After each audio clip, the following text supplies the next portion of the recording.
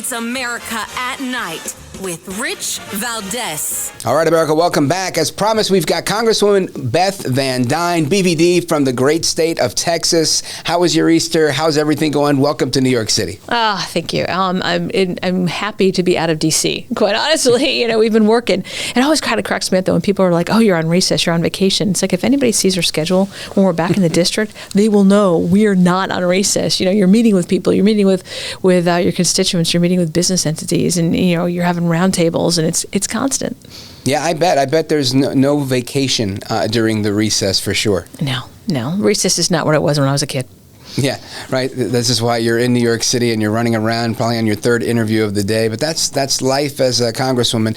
And now there's a lot of things I want to talk about. Something we kind of broached on and didn't get into, and I'm glad we didn't really get into it, so we can get into it here, is how the Democrats, in particular the left, on the left, within the media, the left within Congress, the most extreme elements, they've really glommed on to this idea that their new savior is Kilmar Obrego Garcia, who every day there's a new piece of evidence implicating him with MS-13.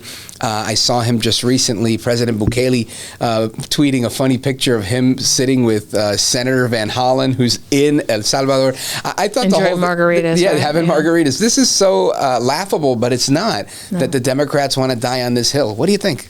I think they're insane. I mean, they're doubling down now, and I think history is going to prove them wrong.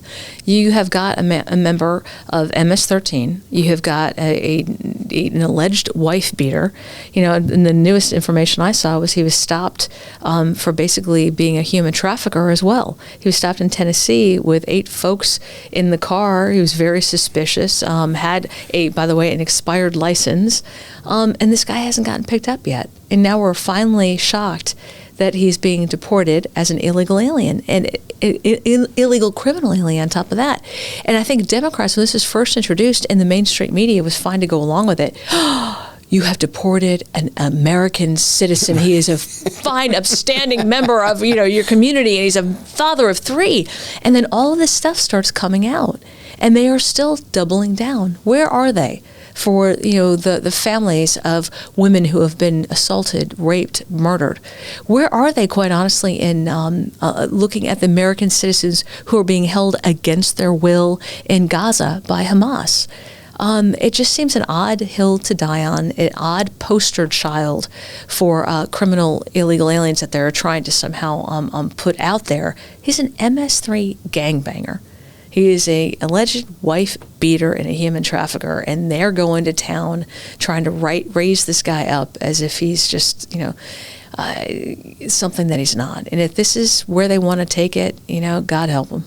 I say keep going. I think it's great for them because they did this with George Floyd. I think this eventually cost them this issue of immigration. I think cost them the election in many ways. So if this is where they want to be, fantastic, right? Trump's got the midterms signed, sealed, and delivered. But it strikes me as odd when, I'm not a politician. I talk about politicians, right? But this is your business. You have to get reelected. You're in this game. You have to raise money. How does a guy like your colleague from the Senate, Senator Van Hollen, how does he make sense of this?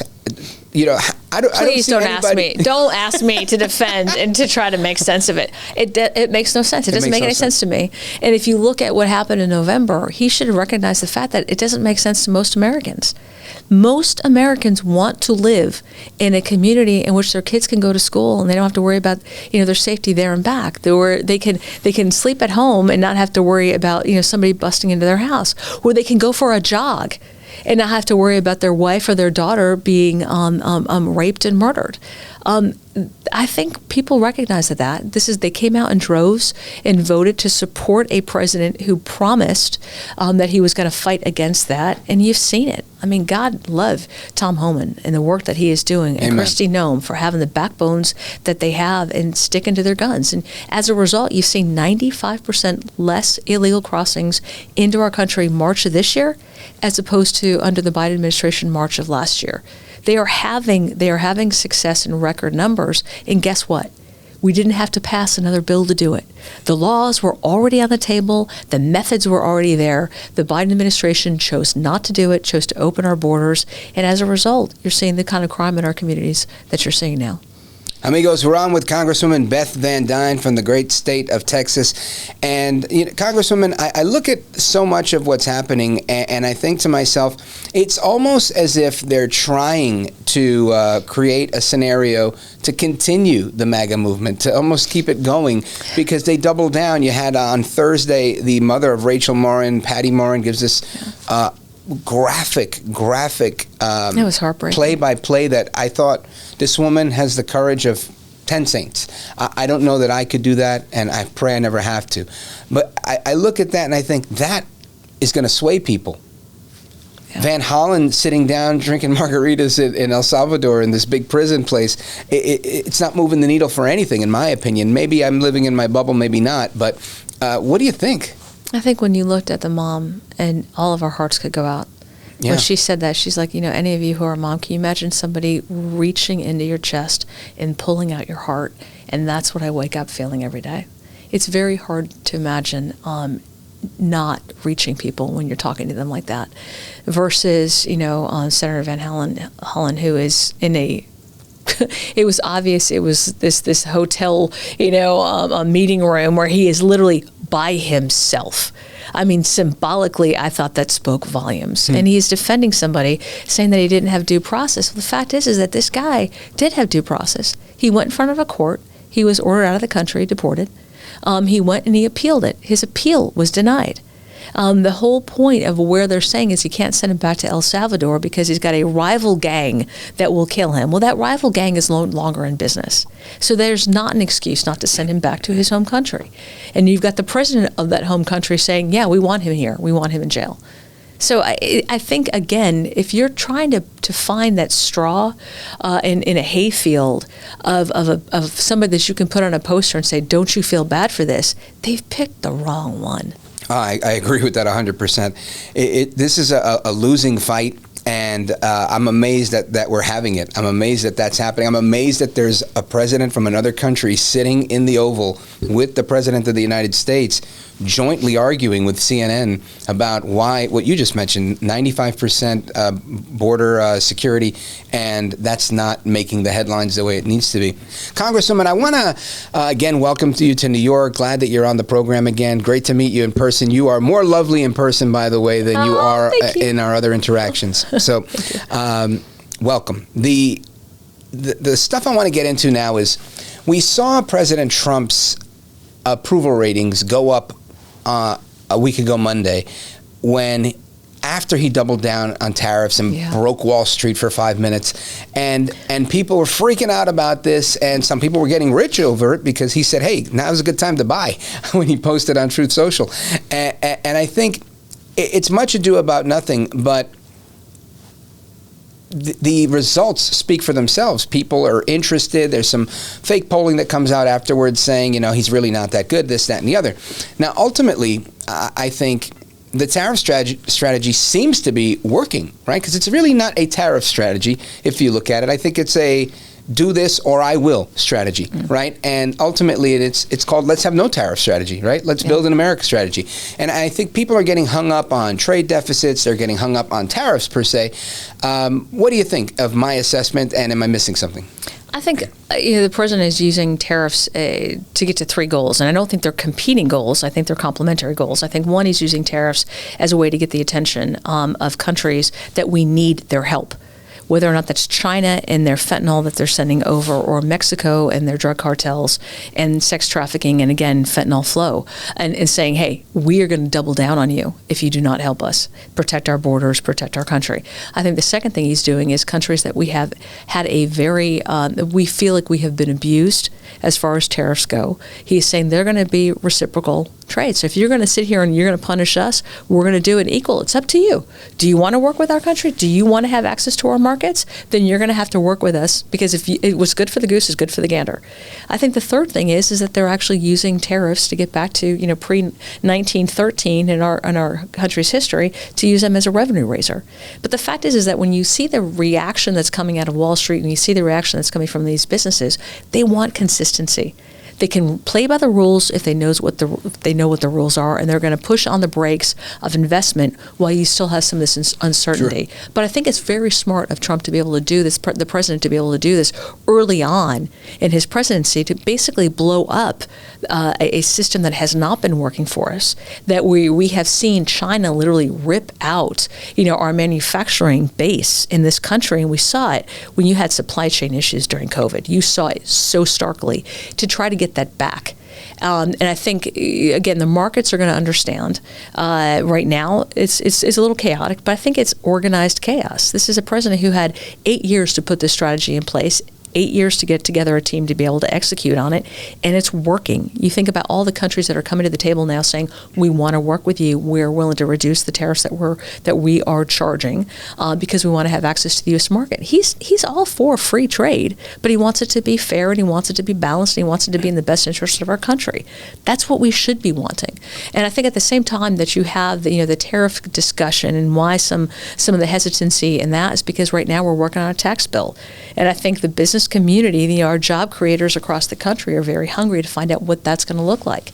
We are facing, at the end of this year, the Tax Cuts and Jobs Act of 2017, a lot of expiring provisions like R&D, like expense depreciation, like our 199A pass-through for our small businesses. They want to know, are those going to continue? That had great results in 2017. The only thing that I think stifled some of the results was COVID. Yeah. But when you look at the impact that had on economic growth, on American private businesses investing in the future of their company, investing in their employees, bringing back manufacturing back onshore, it was tremendous. And I think as we're working together, I'm on the Ways and Means Committee, as we're working to put that tax bill together, that I think will help aid some of these businesses, and again, massive reinvestments. But think about the results that this president has had. Is it at least $1.5 trillion has already been announced in private investments in this country? So his economic policy is sound. And I know, again, it may seem disorganized, but I literally think it's organized chaos. What do you think to the naysayers? And again, I'm optimistic only because I grew up in New York, and I grew up watching Trump. And he's a very known figure to me, right? I think a lot of people across the country see him as, oh, who's this crazy guy from New York and whatever, but it's par for the course. And when he brings up ideas like bringing manufacturing back to the U.S., using AI and robotics to counter the human labor that they exploit in China, I think that is something that can level the playing field. Your thoughts? I think it's a fantastic idea. I think that this is what we have been fighting for years. But you actually have a president with a backbone to be able to stand up and do it, and to come up with a strategy. And it is an uncomfortable strategy. Again, people don't like change, but we have seen for decades China take advantage of us. We've seen manufacturing jobs that have moved out of our country into places that may or may not be our advocates, may or may not be our allies. And when we think about the threat on national security, whether or not it's PPP equipment during a pandemic and not having access to it, to not having access to chips, to pharmaceuticals. Those things we have got to make sure that for national security purposes are being manufactured here.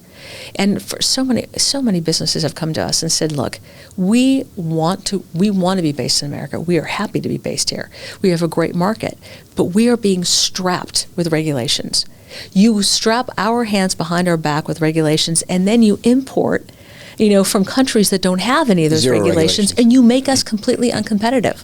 And we need to make sure that our job creators that are increasing our economy, that are hiring our workers, that are making our people, successful, that continues. We want to see manufacturing. We want to see a renaissance of that. And we want to see economic growth. That's something that since I was a mayor, since I was on city council at the local level, have been focused on. Because when you can make your people successful in your communities, that's the way to thrive. Making sure that you don't have government intrusion in aspects of your life, pulling that back, restraining it, making sure that people can take home more of what they make, and making sure that you're cutting the unnecessary regulations. That's what we're concentrated on. I think that's what you're going to see come out of this, one big, beautiful bill that Republicans are, gung-ho and have been working on for over 2 years. And I'm excited about it. I'm excited about having, a president in the White House who focuses on that, and having the opportunity in the House and in the Senate to pass these and codify what this president during his first administration started. How confident are you in the big, beautiful bill happening? No tax on tips, no tax on overtime, no tax on Social Security. We want to have a smart bill. I think, our focus on making sure that the provisions under the TCJA are extended, making sure that we are unleashing American energy and in doing what we can to pull back a lot of the regulations, and making sure that we're focused on growing the economy. And I think how you do that, how it's been proven, it's not just hypothetical, but how it's been proven is by tax cuts. It's by making us competitive with a global economy, with global businesses, and that's how you unleash it. And I think that's what you're going to see out of this bill. Congresswoman Beth Van Duyne, BVD, you mentioned something about your time as mayor, as a city council person, and it's the mayor part that I think makes you unique in many ways. I interview a lot of folks in Congress and not everybody has a background serving as an executive, as a governor, or as a mayor. A lot of them come from a legislative background. And I think there's some nuance in those positions because the responsibilities are different. How has that prepared you or helped you for where you are now and where you perhaps plan to be in the future? It's interesting when you are one of 9 members and you control the agenda. You can force people to take a vote. During meetings, getting an ethics policy passed through my city was rough, but I employed the CEOs that were there to come talk about how they had ethics policies and the benefits that it has, to kind of strong arm some of your members. It's a much different dynamic when you're one of 435. But recognizing the fact that everything is a compromise, and not everybody represents the same kind of district that I represent. I'm in Texas. Our focus is going to be different than somebody from Iowa or somebody from Minnesota or New York or California. Recognizing what those differences are, but also with the ability to say, look, business opportunities, economic opportunities, lack of regulation is the Texas model, and we have to fight for that in D.C. I can't tell you how many times if we had a vote and we had one person who didn't vote against it, that was typically me. A lot of no votes don't hurt as long as you can defend what they are. But, Irving, I'm very proud of the work that we did there. It's a city of about 250,000 people, 8 Fortune 500 companies. It's a powerhouse, and it wasn't always easy. We always had a staff that could tell you how to spend more. You always had people wanting you to increase taxes, and I always fought against it. And I said, look, I remember talking to Kevin McCarthy and saying, I think I'm the only person here who has passed 12 balanced budgets. Wow. And it wasn't because you didn't have pressure to spend more. It was because legally we were obligated every year. Yeah. By this date, you have to pass a balanced budget. And I was like, I would love to see that in Congress. Yeah. I always fought for a zero-based budget. Sure. As opposed to taking these gigantic, overblown, expanded budgets that we have and trying to figure out how you're going to shave it to control government spending. Start from the bottom up. Defend why you need to spend this per agency. And the work that DOJ is doing, unbelievable. We need to actually codify that. And I've introduced some bills to do that. I've introduced bills to have third-party audits on our agencies because you can. Are you getting traction? I'm hoping. Right now we're a little busy trying to come up with a budget, looking at appropriations, before we have to shut down the government. But I'm optimistic that we'll be able to do that. So whether or not it's looking at third-party audits of our agencies, or we're looking at ways to be able to control regulations. So I've introduced bills that would limit regulations and force the agencies. If you're going to add one, it's kind of like codifying. Mm-hmm. You have to take away something that's of equal of cost. So you can't just see these layering upon layerings. And then looking at the level of playing out, which is something we just introduced, which is going after China. Because China has figured out every loophole, whether or not it's de minimis or going through other countries that don't have as steep of tariffs and changing the labels. It's no longer made in China, it's made in Mexico, or made in Vietnam. And so going after those loopholes. But you think outside the box, I think, as a mayor. But I love the work that I do in the district. We do things that are different, right? Last week we had a family flying. We had 362 people come from our district up to D.C. Gave them Capitol tours. Cherry blossoms. It was awesome. It was beautiful. It's that time of year. But we also do a massive job fair in my district. This was as a result of talking to the businesses that said they were having a hard time hiring.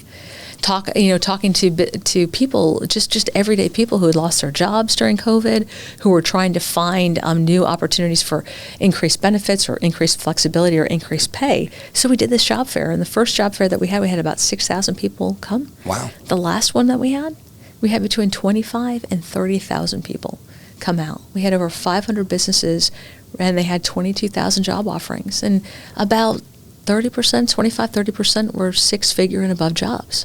Nice. I mean, that it's a huge opportunity, and we work with everybody across the aisle. If you're a mayor and you're in my district, I want to have a relationship with you. Come and help us advertise. Getting people jobs should not be a Republican-only issue. And I would challenge my colleagues on both sides of the aisle across the country. Do things like that make a difference in your community, in your district. I don't have to ask, permission. I'm not asking for a bill. I'm not asking for any federal dollars. This is something my staff and I do because it's important. Love it. Folks, we're on with Congresswoman Beth Van Duyne. And BVD, last question. Yeah. You mentioned you passed 12 balanced budgets as mayor. Yep. I know that you haven't done that as a congresswoman because I'm old enough to remember the last time that happened. But guess what? My kids aren't. Yeah. And I would love for my kids to see a balanced budget in the United States. What do you think? Is it going to happen? I keep fighting for it. I've been a member of the Republican Study Committee since I got into Congress, and I've been a member of the Budget Committee. I'm currently chair of the Budget Committee for the RRC and putting together a budget that will get us to a balanced budget. Now the question is, can you get 218 votes in Congress? I'm going to be pressing hard to do that. I think when you're looking at a debt that is about to exceed $37 trillion, when you're spending more on your debt repayment than you are on your defense spending. Borrowing to pay our debt repayment. Correct. Countries have gone down when that threshold is met, and we've surpassed it. I think when we sit here, we argue dimes instead of dollars. We have to recognize the fact that this mandatory and discretionary spend that we fight over isn't going to be anything if all of our money is being used to pay down our debt. We have to get there, and we have a budget to be able to do that. We just need to be able to get 218 votes. Outstanding. We'll leave it there. Congresswoman Beth Van Duyne from the great state of Texas, thanks for being here. Godspeed to you. Thank you. Appreciate it.